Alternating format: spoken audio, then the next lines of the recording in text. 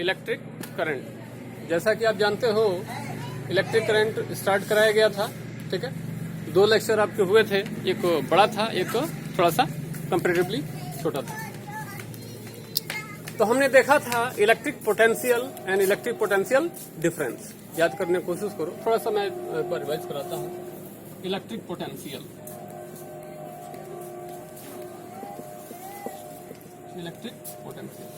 Define किया गया था। Electric potential of A point inside an electric field of a charge is defined as the amount of work done in bringing unit positive charge from infinity to that point। जैसे आपके पास कोई Q coulomb का charge है, ठीक है, जाहिर सी बात हो क्या होगा, इसका कोई इलेक्ट्रिक फील्ड होगा। इलेक्ट्रिक फील्ड में कोई पॉइंट P सिचुएटेड है, ठीक है। इलेक्ट्रिक फील्ड में क्या है, कोई पॉइंट P है।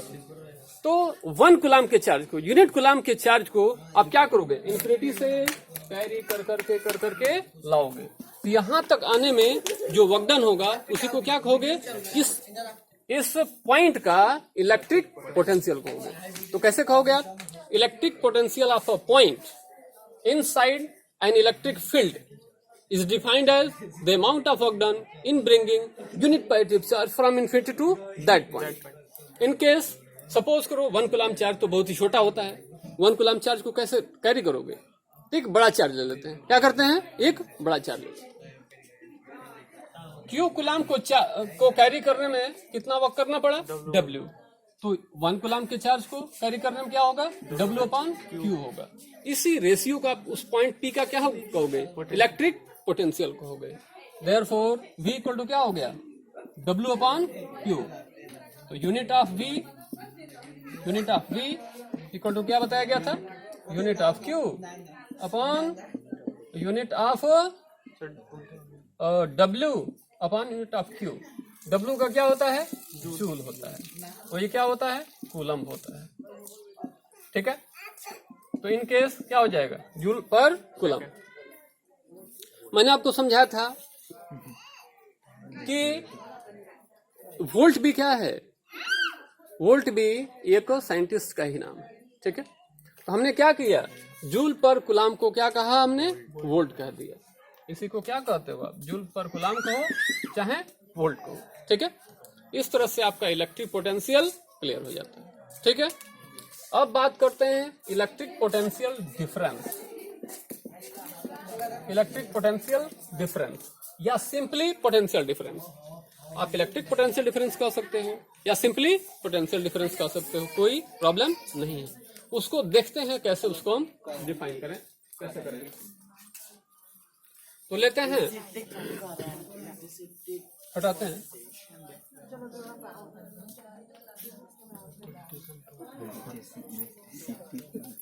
जैसा कि आप देख रहे हो पोटेंशियल का डिफरेंस, पोटेंशियल का डिफरेंस। तो जाहिर सी बात है डिफरेंस कब आएगा, कम से कम 2 क्वांटिटीज हो, क्या हो, 2 क्वांटिटीज हो। तो 2 क्वांटिटीज का यहाँ क्या मतलब है, 2 पॉइंट्स होंगे। क्या होंगे, 2 पॉइंट्स होंगे, उनके बीच का क्या होगा, पोटेंशियल का डिफरेंस होगा, ठीक है। एक मान लेते हैं यहाँ पे Q कूलम चार्ज है, सर्टेनली इसका कोई इलेक्ट्रिक फील्ड होगा। इलेक्ट्रिक फील्ड में 2 पॉइंट्स हैं, आपका यहाँ पे कोई A पॉइंट है, यहाँ पे B पॉइंट है, ठीक है। तो कहेंगे electric potential difference, electric potential difference between 2 points and electric field is defined as the amount of work done in bringing unit positive charge from one point to another. आप क्या करना है, आपको इन्फिनिटी से कैरी नहीं करना है, एक पॉइंट से दूसरे को या दूसरे से पहले को, इन दोनों के बीच कैरी करने में, यूनिट कूलम के चार्ज को कैरी करने में जितना आपको वर्क करना पड़ेगा वही वर्क क्या होता है, इलेक्ट्रिक पोटेंशियल डिफरेंस होता है, ठीक है। तो कैसे कहें, electric potential difference between 2 points and electric field is defined as the amount of work done in bringing unit positive charge from one point to another. Is that clear. Suppose करो Q coulomb के चार्ज को A point से B तक जाने में कितना work करना पड़ा,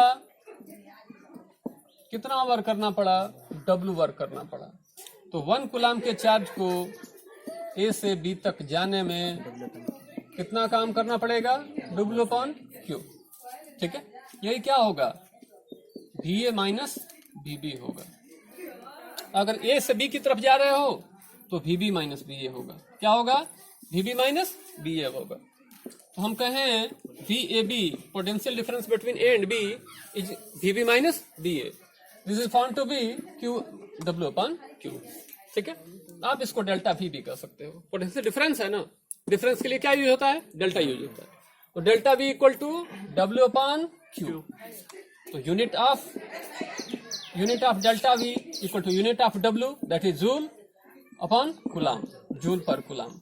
इसको भी आप क्या कहोगे? वोल्ट ही कहोगे। तो आप देख रहे हो कि जो यूनिट इलेक्ट्रिक पोटेंशियल का होता है वही यूनिट का होता है इलेक्ट्रिक पोटेंशियल डिफरेंस का भी होता है। Is that clear? आइए आप आगे चलते हैं। ओम्स लॉ, जॉर्ज साइमन ओम, इनका पूरा नाम क्या है? जॉर्ज साइमन ओम।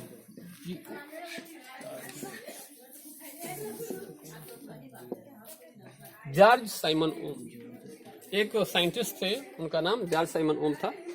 जॉर्ज साइमन ओम ने बताया, if physical conditions of a conductor remains unchanged और constant, then current flowing through it is directly proportional to the potential difference or potential applied, voltage applied on its ends।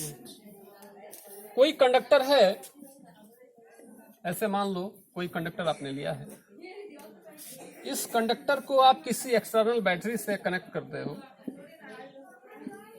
यहाँ पे की on है, ये battery है, ये आपका की है।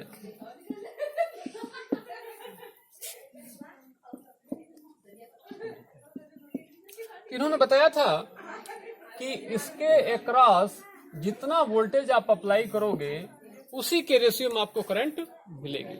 उन्होंने बताया कि अगर कम वोल्टेज आप अप्लाई करोगे कम करंट मिलेगी, ज्यादा वोल्टेज अप्लाई करोगे ज्यादा क्या मिलेगी? करंट मिलेगी। ठीक है, तो उन्होंने क्या कहा? If physical conditions of a conductor remains unchanged, temperature ना बढ़ाओ, लंबाई ना बढ़ाओ।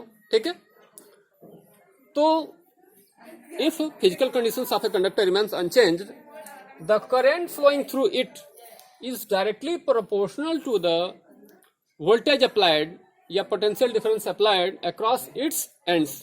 इसके सिरों पे जो आपने लगाया है, कनेक्शन दिया है बैटरी का, कितना पोटेंशियल इंपोज कर रहा है उसी पे डिपेंड करेगा। मतलब कि voltage is directly proportional to the current या फिर current directly proportional to the voltage. ठीक है, क्लियर? जैसे पांच आदमी दोनों टाइम मिला के 6 किलो अनाज खाते हैं, 6 किलो ग्रेन्स वो क्या करते हैं? कंज्यूम करते हैं। ठीक है, तो 10 आदमी रहेंगे तो 12 किलो हो जाएगा। आदमी बढ़ा तो ग्रेन भी क्या हो गया? बढ़ गया।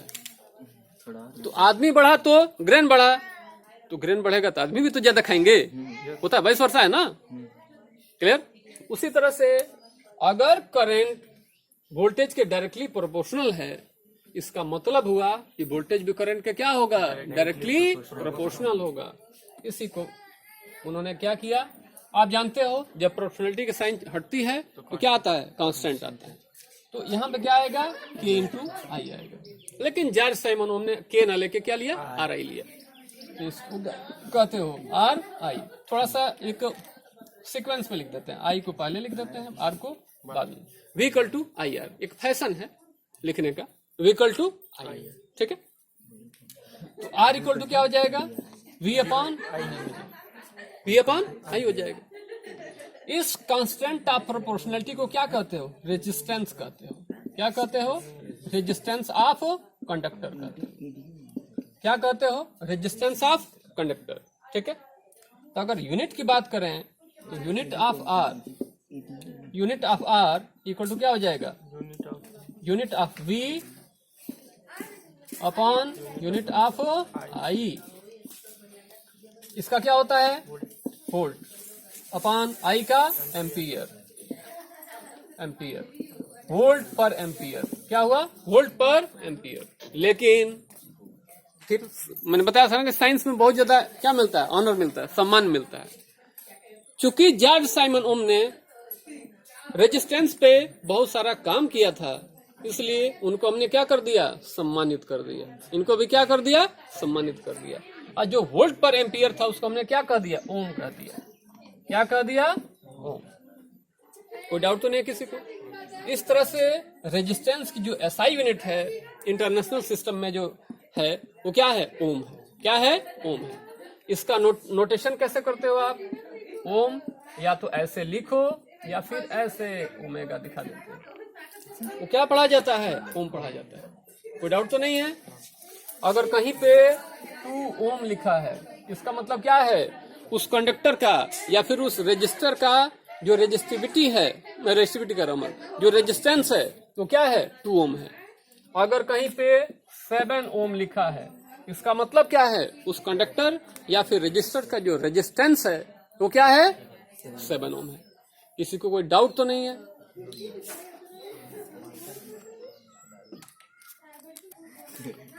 रेजिस्टेंस एक दूसरा टॉपिक लेते हैं। अभी हमने पढ़ा था रेजिस्टेंस। रेजिस्टेंस को हम कैसे समझें, ठीक है? तो कहेंगे अकॉर्डिंग टू ओम्स लॉ। अभी आपने क्या देखा था, अकॉर्डिंग टू ओम्स लॉ क्या हुआ करता था, V इक्वल टू IR हुआ करता था। देयरफॉर R इक्वल टू क्या हुआ करता था, V अपॉन I। ठीक है? तो resistance of a conductor is defined as the ratio of voltage to the current. कितना वोल्टेज अप्लाई उस पर कर रहे हो, उसके करस्पॉन्डिंग कितनी करंट मिल रही है, दोनों की जो रेशियो निकल के आती है, उस रेशियो को क्या कहते हो आप, रेजिस्टेंस कहते हो। क्या कहते हो, रेजिस्टेंस कहते हो। एक तो बात हो गई रेशियो की डेफिनेशन, ठीक है? दूसरी बात एक और हम देखते हैं definition. The hindrance imposed by any conductor when current flowing through it is called its resistance। ठीक है? रेजिस्टेंस की जो हिंदी वर्जन है आपने क्या देखा है, प्रतिरोध। प्रतिरोध मतलब रुकावट, बाधा। ठीक है? जैसे जब किसी कंडक्टर से या रेजिस्टर से जब आप करंट फ्लो कराते हो तो वो कंडक्टर क्या करता है, अपने अंदर से करंट को फ्लो नहीं होने देता है। वो विरोध करता है कि मेरे अंदर से करंट क्यों ले जा रहे हो, मत ले जाओ, मुझे जैसा हूं मैं से रहने दो मुझे। ठीक है? मैं नॉर्मल कंडीशन में हूं, मुझे एक्साइट मत करो, मुझे डिस्टर्ब मत करो। आप कहते हो नहीं हम तुमसे ले जाएंगे, तो ले जाओगे तो क्या करेगा, जब तक उसका पावर होगा रोकने का तब तक रोकेगा, जब रोकने नहीं लायक नहीं होगा तो सरेंडर करेगा। ये ना होगा?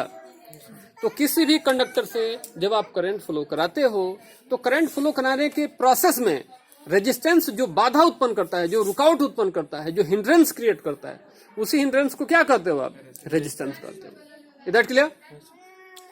तो हम कहें the hindrance created by any conductor और resistor when current is flowing through it is called its resistance. वही क्या होता है, रेजिस्टेंस होता है। कोई डाउट तो नहीं है? आगे चलते हैं। ठीक है?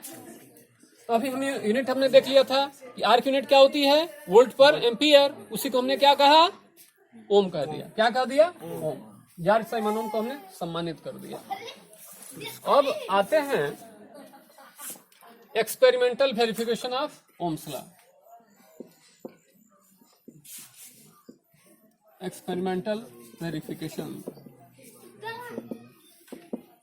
Of Ohm's law. ये टॉपिक बताया गया था, फिर भी आप देख लो। सपोज करो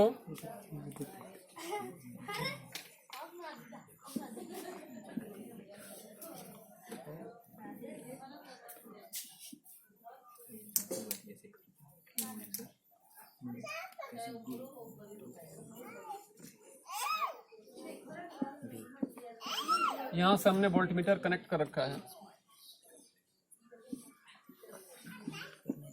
यहाँ पे अमीटर है, यहाँ बैटरी है, की है, बैटरी टर्मिनल नेगेटिव टर्मिनल है, करंट कैसे फ्लो करेगी।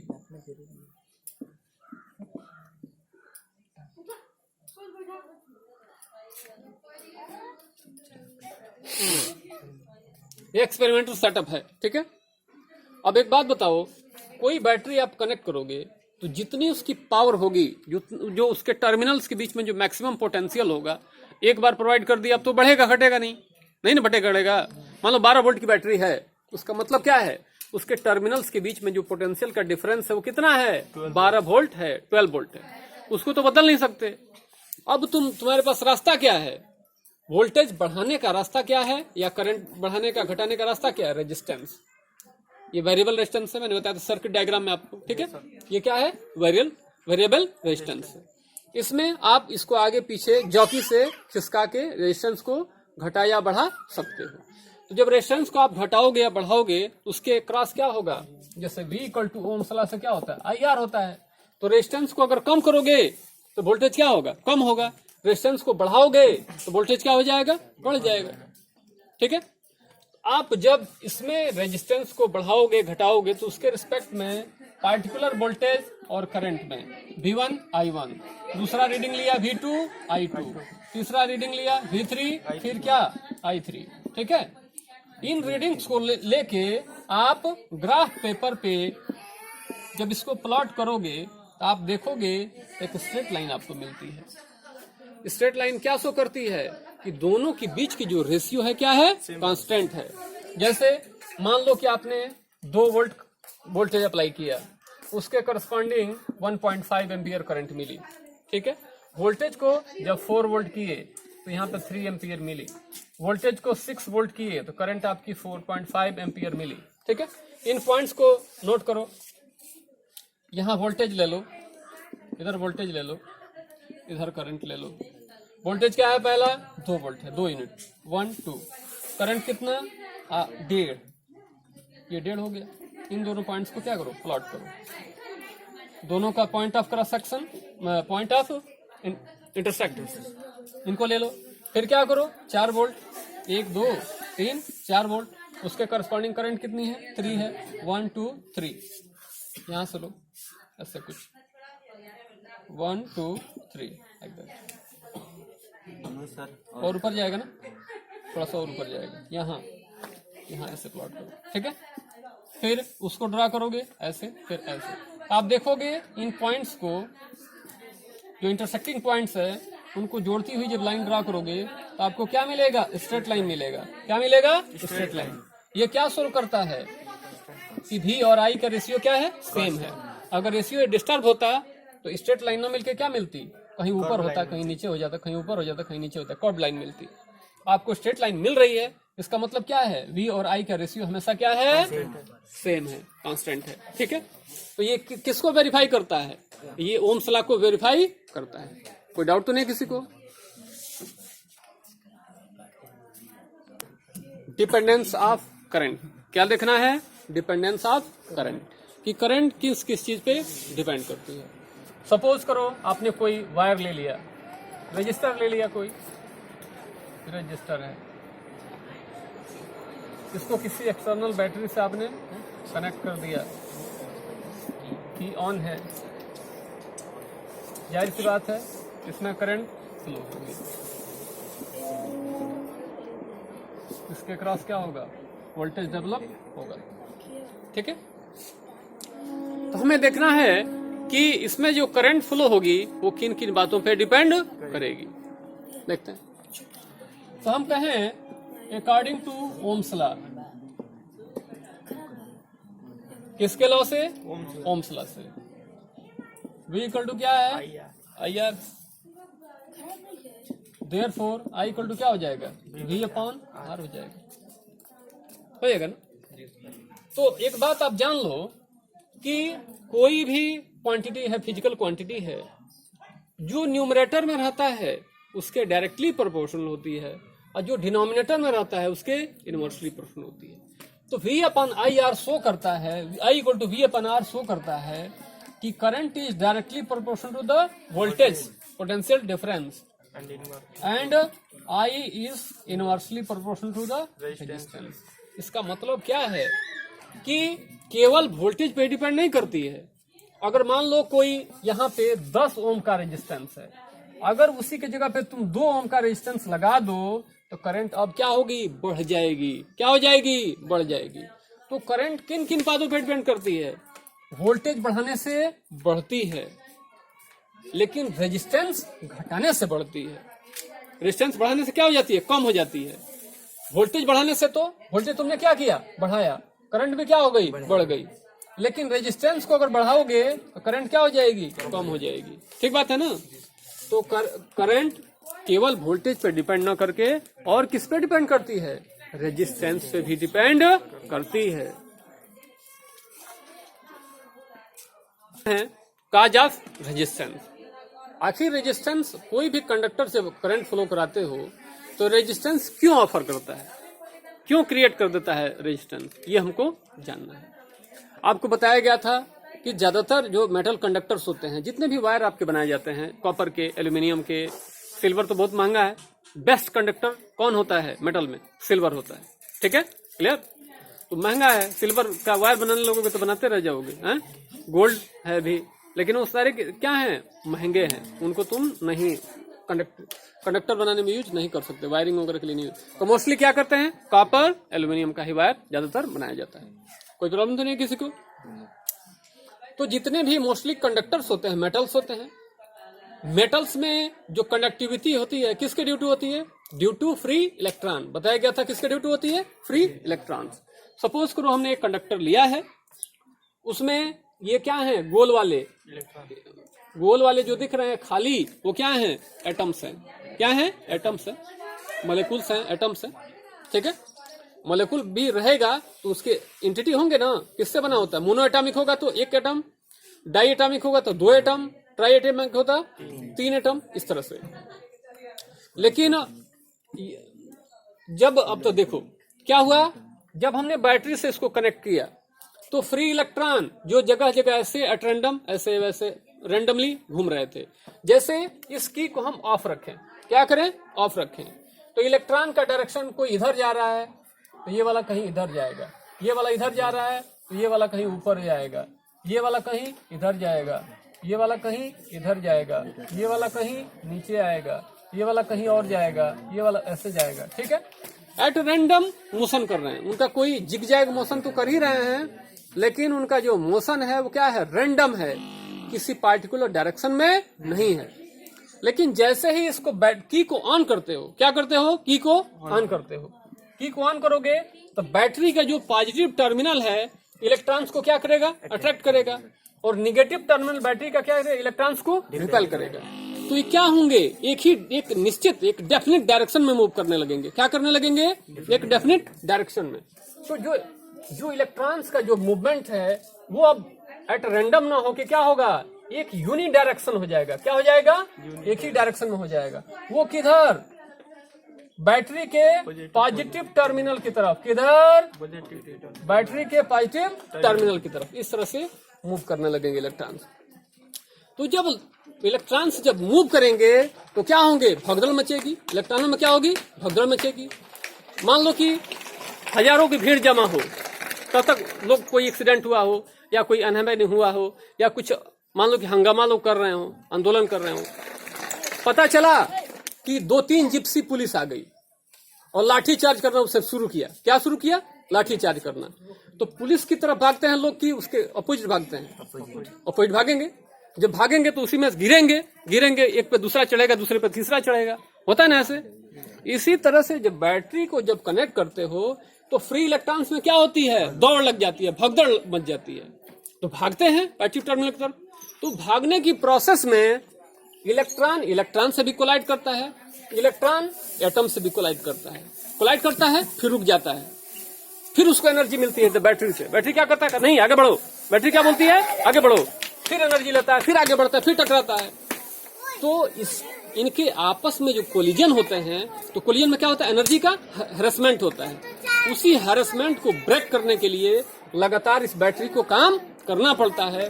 वही क्या है, रेजिस्टेंस का कारण है। अगर आपस में नहीं टकराते, थोड़ी सी वोल्टेज तुम देते, करंट फ्लो होती रहती, करंट कभी बंद ही नहीं होती, क्योंकि बैटरी को कोई काम नहीं करना पड़ता। बैटरी डिस्चार्ज क्यों होती है, तो सोचो कि तुम बैटरी चार्ज करा के ले आए, अब पता चला कि 2 दिन बाद बैटरी खत्म हो गई। बैटरी क्यों खत्म हुई, क्योंकि उसने इलेक्ट्रॉन को मूव कराने के लिए क्या किया, वर्क किया, वर्क करने में उसकी एनर्जी वेस्ट हुई, जिसके ड्यू टू वो बैटरी डिस्चार्ज हो गई। समझ गए? तो जब किसी कंडक्टर से करंट फ्लो होती है तो करंट फ्लो होने की प्रोसेस में फ्री इलेक्ट्रॉन्स क्या करते हैं, मूवमेंट करते हैं। और तो फ्री इलेक्ट्रॉन्स मूवमेंट करने की प्रोसेस में एक दूसरे से टकराते हैं और एटम से भी टकराते हैं। उस टकराने के कारण जो करंट के जो फ्लो है उसमें क्या होती है, हिंड्रेंस क्रिएट होती है, बाधा उत्पन्न होती है। उसी बाधा को हिंड्रेंस को क्या कहते हो आप, रेजिस्टेंस कहते हो। This is basic cause of resistance. Is that clear? Any doubt any one of you? आते हैं, देखते हैं लॉज ऑफ रेजिस्टेंस।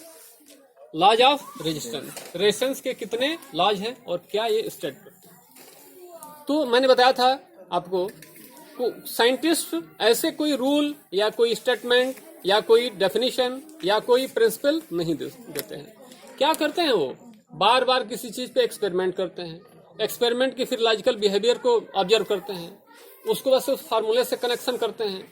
फार्मूला जब डिफरेंट इवेंट्स को, उससे रिलेटेड जितने भी इवेंट्स हैं उनको क्या करता है, एक्सप्लेन करता है, वेरीफाई करता है, तब जाके उसको प्रिंसिपल का या रूल का वो शेप देते हैं। मेरी बात समझ पा रहे हो? तो आप कहोगे एक्सपेरिमेंटली, लॉज ऑफ रेजिस्टेंस में कहोगे experimentally observe that resistance of a conductor is directly proportional to its length, number 1, and this resistance is inversely proportional to the area of cross section.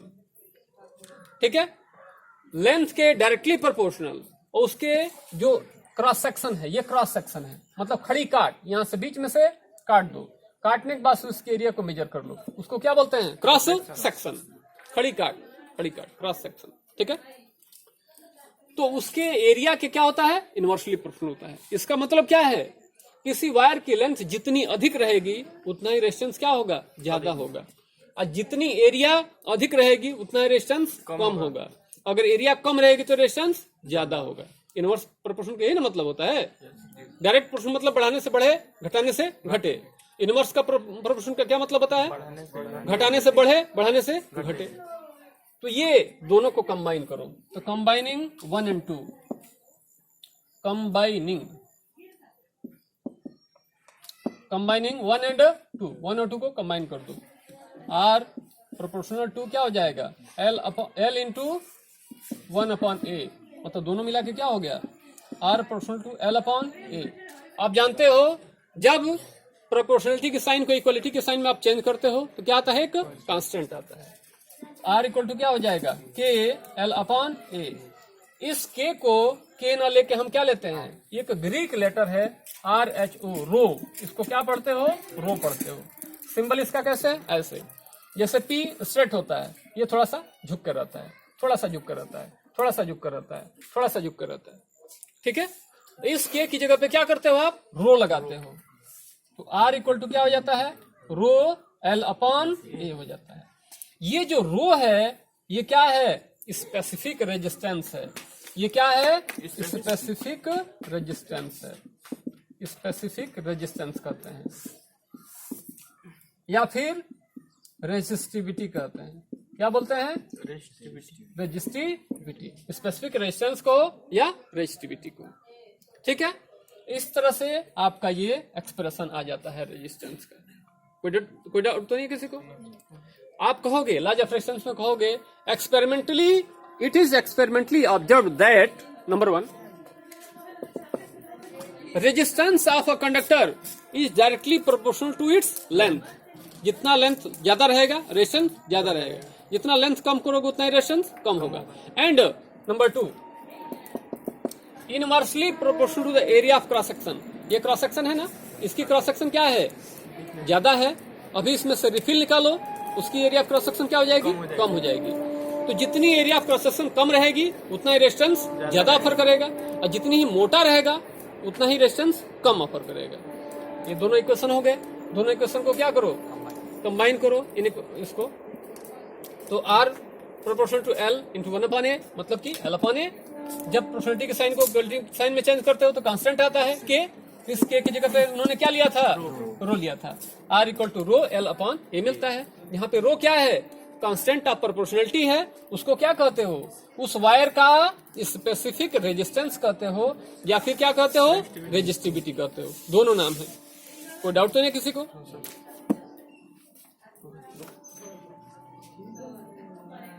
था कि resistance equal to R equal to rho L upon A. क्या पढ़ोगे? R equal to rho L upon A. Clear?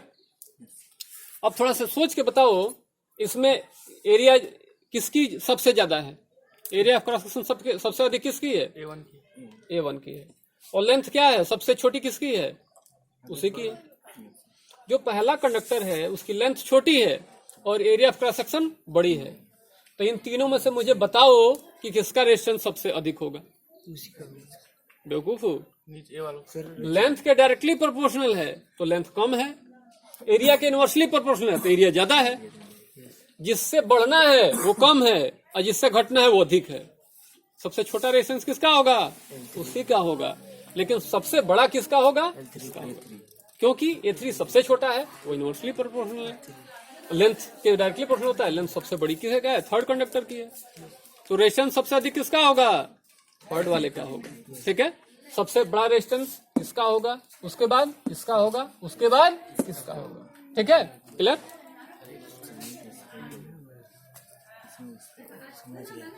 हाँ बोलो, क्या कर रहे हो? क्या कर रहे हो? सोए थे? खड़े हो जाओ, खड़े हो।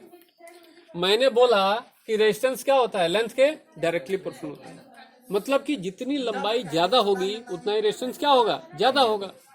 किसकी लंबाई सबसे ज्यादा है? किस कंडक्टर की? ये वाले की, थर्ड वाले की। ये क्या है? फर्स्ट है।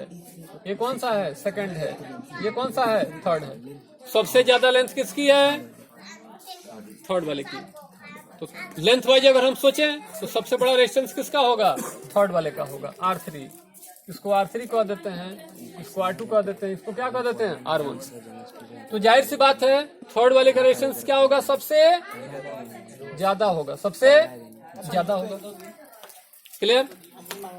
और एरिया ऑफ क्रॉस सेक्शन के क्या होता है? इनवर्सली प्रोपोर्शनल होता है। मतलब एरिया ज्यादा रहेगी तो रेजिस्टेंस कम होगा, एरिया कम रहेगी तो रेजिस्टेंस ज्यादा होगा। तो सबसे कम एरिया किसकी है? थर्ड वाले की है ना।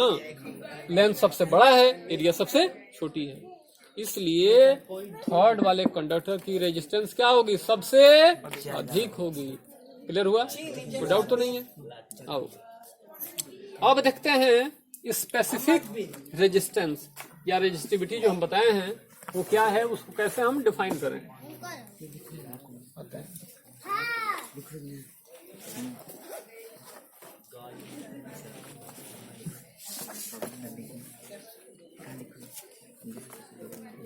फिजिक्स में बहुत सारी टर्म्स हैं, बहुत सारे डेफिनेशंस हैं जो फार्मूले से डराइव होके आती हैं। जैसे स्पेसिफिक रेजिस्टेंस की बात देखो, स्पेसिफिक रेजिस्टेंस की या फिर रेजिस्टिविटी की बात, रेजिस्टिविटी की बात करो तो आप कहोगे we know that laws of resistance से आप जानते हो। क्या जानते हो? R equal to rho L upon A. क्या होता है? Rho L upon A. Cross multiply करो तो R into A equal to rho into L हो जाएगा। देयरफॉर रो इक्वल टू क्या हो जाएगा? R A अपॉन एल हो जाएगा ना। तो इसमें वेरिएबल क्या है? एरिया ऑफ क्रॉस सेक्शन है और क्या है? लेंथ है। यदि तुम A को 1 मीटर स्क्वायर रख दो और लेंथ को 1 मीटर रख दो, कर दिए। इस केस में रो इक्वल टू क्या हो जाएगा? R इंटू 1 अपॉन 1, मतलब रो इक्वल टू क्या हो जाएगा? R हो जाएगा। क्लियर? तो हमने क्या देखा कि किसी भी कंडक्टर का स्पेसिफिक रेजिस्टेंस उसके 1 मीटर लेंथ, ऐसा सैंपल काटो, मान लो ये कंडक्टर है, कोई कंडक्टर है, इसका ऐसा सैंपल काटो, बीच में से ऐसा काट लो, पतला सा हम काट लिए, ऐसा पतला सा हम सैंपल काट लिए। कैसा सैंपल? जिसकी लंबाई क्या हो? 1 मीटर हो। क्या हो? 1 मीटर हो। और जो एरिया ऑफ क्रॉस सेक्शन ये है वो कितना हो, 1 मीटर स्क्वायर हो। किसी भी कंडक्टर का अगर तुमको स्पेसिफिक रेजिस्टेंस निकालना है तो उसकी 1 मीटर लंबाई ले लो, उसकी एरिया ऑफ क्रॉस सेक्शन को क्या करो, 1 मीटर स्क्वायर रख दो। तो ये सैंपल जितना रेजिस्टेंस तुमको ऑफर करेगा उसी को क्या बोलोगे, स्पेसिफिक रेजिस्टेंस बोलोगे या रेजिस्टिविटी बोलोगे ना। लेकिन एक बात बताओ, 1 मीटर स्क्वायर एरिया तो बहुत बड़ा होता है, हम कहां से लाएंगे उतनी बड़ी एरिया। तो हम क्या करते हैं, हम किसी भी, मान लो कोई भी वायर है, मान लो ऐसा कोई वायर है, ठीक है, उसमें से करंट फ्लो कराओ, क्या करो, करंट फ्लो कराओ, या ना भी कराओ, क्या करना है, लेंथ मेजर करना है, ठीक है, लेंथ उसका क्या करो, मेजर कर लो, और area of cross section measure कर लो। किस शेप में होगा, सिलिंड्रिकल शेप में होगा ना। इसकी ओपनिंग जो होती है कैसी होती है, सिलिंड्रिकल होती है, ठीक है। तो उसकी एरिया ऑफ क्रॉस सेक्शन को निकाल लो, आई बात समझ में। और तो रो इक्वल टू क्या हो जाएगा, R इंटू 1 मतलब रो इक्वल टू R हो जाएगा। करंट फ्लो करा के अब उसके तुम रेजिस्टेंस को निकाल लो, ठीक है। इस तरह से हमको आसानी से स्पेसिफिक रेजिस्टेंस मिल जाता है। क्लियर है, कोई डाउट तो नहीं है।